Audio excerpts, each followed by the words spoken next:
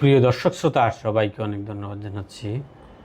আজকে একটা গুরুত্বপূর্ণ বিষয়ে কথা বলবো, সেটা হচ্ছে দর্শক, আমরা জানি যে ঐক্যমত কমিশনে বিভিন্ন সংস্কারের লক্ষ্যে বিভিন্ন রাজনৈতিক দলের প্রতিনিধিরা আলোচনা করছে এবং সেই বহু যে কাঙ্ক্ষিত সে ঐক্যমত কমিশন সেটার সংলাপ কালকে শেষ হয়েছে এবং সংলাপে কি অগ্রগতি হয়েছে সে বিষয়টা নিয়ে কথা বলবো।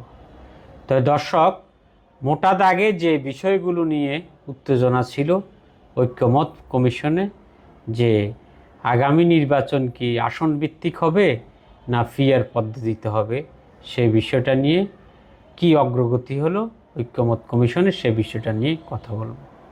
তো দর্শক, আমরা জানি জামাত, গণ অধিকার, চরমোনাই সহ ওই দলগুলি যে ফিয়ার পদ্ধতিতে যে ভোটের যে পার্সেন্টেজ হারে যে পদ্ধতি, সেই পদ্ধতিতে তারা ইলেকশন চেয়েছিল এবং তারা বলেছে যে পৃথিবীর প্রায় 90টি দেশে এই পদ্ধতি প্রচলিত আছে। যে বাংলাদেশের 54 বছরের যে নির্বাচন, সেই নির্বাচনে আমরা দেখেছি কেন্দ্র দখল, ভোট ছিনতাই, এবং সেই নির্বাচনের যে আমাদের যে অতীত যে এক্সপিরিয়েন্স আছে সেটা আমাদের জন্য সুখকর নয়। এজন্য তারা ফিয়ারে কনভার্ট হতে চাচ্ছে। বাট বিএনপি এবং তাদের মিত্র যে 12 দলীয় জোট আছে, তারা আসন ভিত্তিক ইলেকশনে চায় এবং তারা মনে করে যে বাংলাদেশের প্রেক্ষাপটে তারা এটা অনুপযোগী মনে করে।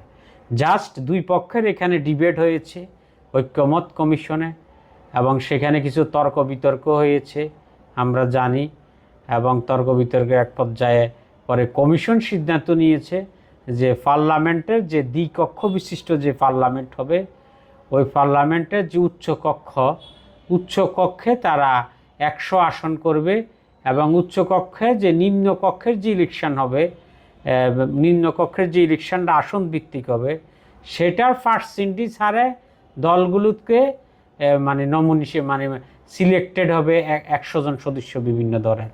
মানে নিম্নকক্ষে যে ভোটটা হবে আসন ভিত্তিক, ওইটার পার্সেন্টেজটা হিসেব করে 100 জন সদস্য এখান থেকে তারা সিলেক্ট করবে উচ্চকক্ষে, এটা তারা বলেছে। কিন্তু বিএনপি যারা আছে, বিএনপি সহ তার শরিকরা, তারা ওইটা মানে নাই। কিন্তু ঐক্যমত কমিশন সিদ্ধান্ত নিয়েছে। বিএনপি বলে যে নিম্নকক্ষের যে আসন ভিত্তিক যে ইলেকশন হবে, ওইটার যে আসন পাবে এটার হারে উচ্চকক্ষের সদস্য হবে। এবং কিন্তু ঐক্যমত কমিশন ওইভাবে সিদ্ধান্ত নিয়েছে যে বিএনপিটা না মেনে, যে তারা স্বাধীনভাবে একটা সিদ্ধান্ত নিয়েছে যে না, ভোটের আনুপাতিক হারে। এখন আরও কিছু বিষয়, আরও 19টি বিষয় ঐক্যমত হয়েছে। এখন জামাতের যে প্রতিনিধি আছেন ঐক্যমত কমিশনে, আবদুল্লাহ মোহাম্মদ তাহের, তিনি বলেছেন যে আমরা চাই যে আমাদের যে বিষয়গুলো ঐক্যমত হয়েছে এখানে এটার একটা আইনি ভিত্তি আমরা চাই। কমিশনেও তাদের প্রস্তাব পছন্দ, তারা বলছে যে সাইন করবে, পরে 2 বছরের ভিতরে ওটা বাস্তবায়ন করবে। কিন্তু জামাতের নায়েবে আমির উনি বলেছেন যে না, তাহলে বাংলাদেশের যে বিভিন্ন রাজনৈতিক যে কালচার, এগুলি পরে বাস্তবায়ন হবে না। উনি বলেছেন যে এটা যেই কোনোভাবে হোক, অধ্যাদেশ হোক, যারা এক্সপার্ট আছেন তাদের মতামতের ভিত্তিতে একটা আইনি রূপ দেওয়ার জন্য। এই জন্য তারা বলেছে, নয় আমরা যে জুলাই যে সনদ হবে ঐক্যমত কমিশনে, যদি আইনি ভিত্তি না থাকে তাহলে আমরা এটাতে আমরা স্বাক্ষর করব না। এই মত এনসিপিরও এবং চরমোনাইয়েরও। এখন দেখা যাক কি হয় দর্শক। আগামী কয়েকদিন যে বাংলাদেশের জাতীয় রাজনীতির ইতিহাসে আগামী কয়েকদিন হচ্ছে খুবই গুরুত্বপূর্ণ এবং খুবই সেন্সিটিভ টাইম। অনেকে মনে করে যে লন্ডনে প্রফেসর ইউনূসের সাথে যে বৈঠক হলো বিএনপি নেতা তারেক রহমানের, সেই বৈঠকে তারা প্রমিস করেছে যে উইদিন ফেব্রুয়ারির মধ্যে they will organise a national election. কিন্তু এখন তারা এখনও আছে যে তখন ইউনূস সরকার বলছে যে সংস্কার এবং যাবতীয় প্রস্তুতি যদি শেষ হয়ে যায় তাহলে তারা ফেব্রুয়ারির মধ্যে ইলেকশন করবে। এখন এই ঐকমত্য কমিশনে এই বিষয়গুলো, সার্বিক বিষয়গুলি, যেহেতু জামাত এবং তাদের যে শরিক আছে এনসিপি, তাদের শরিক না যদিও, তাদের কিছু বিষয় তারা একমত, তাদের সাথে একই স্পিরিটের দল। এখন তারা এখানে কিভাবে রিয়েক্ট করবে সেটা হচ্ছে মেন বিষয়। এবং তাদেরকে একই সাথে এসে মানে এই সংস্কারের বিষয়গুলো তাদেরকে কনভিন্স করে সে যে ফেব্রুয়ারির মধ্যে ইলেকশন মানে যে শিডিউল সেটা ঘোষণা করবে কি না, সেটার জন্য আরও কয়েকদিন অপেক্ষা করতে হবে। দ্যাটস ওয়াই আমি এই জন্য বলেছি এটা বাংলাদেশের জন্য আগামী কয়েকদিন হচ্ছে খুবই সেন্সিটিভ একটা সময়।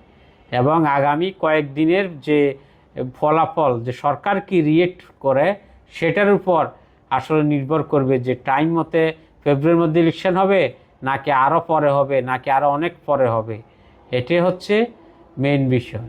তা আমরা চাই দলগুলি একটা সলিউশনে আসুক এবং সবাই সবার অবস্থান থেকে সলিউশনে আসুক, এবং যে বিষয়গুলো বাংলাদেশের মানে মানুষের জন্য সুবিধা হয় এবং যে নির্বাহী এবং বিচার বিভাগের মধ্যে ওইটা একটা সংস্কার প্রয়োজন, একটা বাস্তবসম্মত সংস্কার প্রয়োজন। আর যে আইনি ভিত্তির কথা বলেছে এটাও দরকার বাংলাদেশের রাজনৈতিক প্রেক্ষাপটে। বাংলাদেশের রাজনৈতিক দলগুলি আসলে ক্ষমতায় গেলে তারা আসলে অনেক কিছুই ভুলে যায়। ক্ষমতায় যাওয়ার আগে অনেকে বলে অনেক কিছুই করবে, যদি আইনি একটা ভিত্তি থাকে তাহলে এটা আসলে একটা মানে একটা বাস্তবায়নের পথে একটা অনেক দূর এগিয়ে যায়। এখন আইনি ভিত্তি যদি না থাকে তাহলে যে কোনো দল যদি ক্ষমতা আসে এগুলো যদি বাস্তবায়ন যদি না করে, অতীতে এমন রেকর্ড আছে। তো দর্শক, আমরা আরও কয়েকদিন বাংলাদেশের জাতীয় পরিস্থিতি আমরা অবজারভেশন করব, দেখা যাক কি হয়। তো সবাইকে অনেক ধন্যবাদ। আসসালামু আলাইকুম।